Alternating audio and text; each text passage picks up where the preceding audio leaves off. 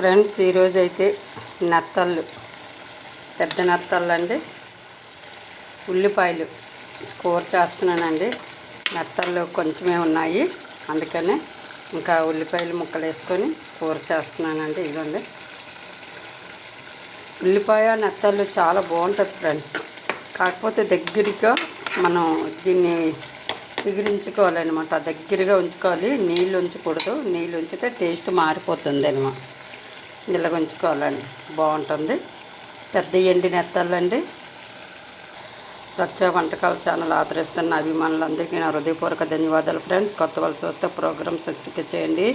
మీ ప్రోత్సాహంతో ముందుకెళ్తుంది, మీ ఆదరణతో ముందుకెళ్తుంది. నాకు సపోర్ట్ చేసిన మీ అందరికి కూడా పేరు పేరున ధన్యవాదాలు తెలుపుకుంటున్నాను ఫ్రెండ్స్. బాయ్ అండి. నచ్చితే ఒక లైక్ ఇవ్వండి ఫ్రెండ్స్. ఏ కూర లేనప్పుడు ఒక్క ఉల్లిపాయ కూర చేసుకోవచ్చండి. ఉల్లిపాయ టమాటా వేసి ఎగురు చేసుకుంటే చాలా బాగుంటుంది ఫ్రెండ్స్.